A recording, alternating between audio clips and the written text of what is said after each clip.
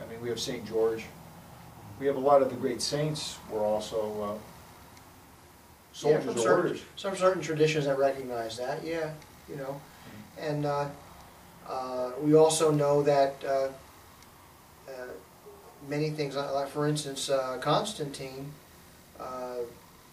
actually walked into battle with the cross and gave that credit for his winning the battle, you know. We know that... he was a warrior emperor. Yeah. So he was a warrior? Yeah, he was. We know that, you know, that many of the, for instance, the soldier that came to Christ and asked him to heal his daughter, and humbly said, I can't even, you know, I'm not worthy for you to come under my roof, but I know that if you say the words, he'll be healed. I command many men. You know, he says, I say the words of the men, I say go, and they go. They do what I say. But I am not worthy for you to even come under my house, under my roof. You know? And so Christ said, yeah, I've not heard such great faith in all of Israel. And said the words, and his daughter was healed. And it's a great story, you know. And a great show of faith by the Roman soldier. Yeah, there's tons of evidence that you know, many of the. I'll give you another example in tradition. The Romans, I think it's Lucius, Saint Lucius, was actually the Roman soldier that speared Christ in the side. And at the time, he was an aging Roman soldier. And when he speared him in the side, we know that out came water and blood, which came over him. And in fact, that was very reminiscent. Was out his right, very reminiscent of the temple, how blood flows from the temple and everything. And I'm trying to think what book that was. But it was predicted, you know, Christ, the new temple. Here the water flows out from the right side under the hill and comes over and washes this older Roman soldier. And he was nearly blind, and he was cured. And history goes that he became stopped being a soldier and became a devout Christian.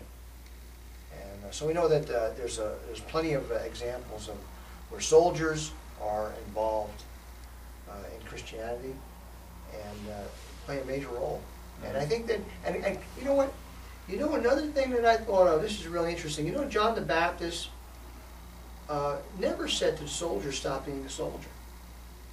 You know, John the Baptist is out there in the wilderness and he's baptizing people. And he had some tough words for the Pharisees, right? We remember the Pharisees, you know, you have not come here with works worthy of, you know, for repentance. You know, you're not even here. You're not here because you want to be baptized. You're here because you're skeptical. You're here because, you know, you're critical. You know, those were the words, in essence, of John the Baptist. But to the soldiers, he had very kind words to the soldiers. He just said, you know, do the right thing, basically. You know, he didn't say, stop being a soldier.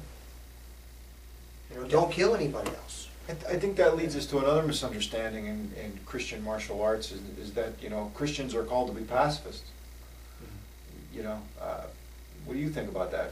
I mean, do you think we're called to be pacifists? Well, I think there are times where we are called to be pacifists and kind and loving and. Well, that's not a pacifist, though.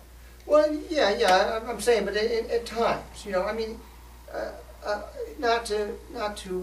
We're called to be restrained, perhaps. Restrained, yeah. But I mean, you're saying consistently.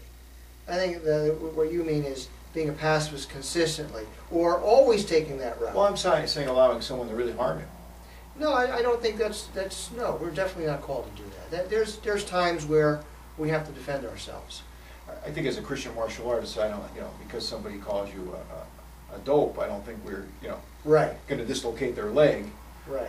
I mean, but you know, but then we certainly, we're called on to show that type of restraint. Well, here's what I mean by that, and again, yeah, restraint I think is a good word to say. Somebody might go to strike you. You have the ability to not harm them, but still avoid the strike. Well, in actuality, you've done them a huge favor, because you could have put them in their place, but you didn't, because you're a Christian, and you realize that, you know, this guy isn't worth that kind of trouble, you know. So you don't do something like that. On the other hand, guy's going to try to kill you, or trying to harm you in a severe way, and you have the ability, and it's a dangerous situation, you should act. You should act, and I would argue that it's out of love that you should act, because not only is your life in danger, but potentially someone else's who that person might have Harm later. harmed later. You know, they might have, if they're successful at harming this person, to go on to the next person, and so on. Yeah, generally it's a pattern, isn't it? Yeah, it could be a pattern. We don't know that. We're not judging that, but at the same time, you might be doing yourself a favor as well, and it's a loving thing.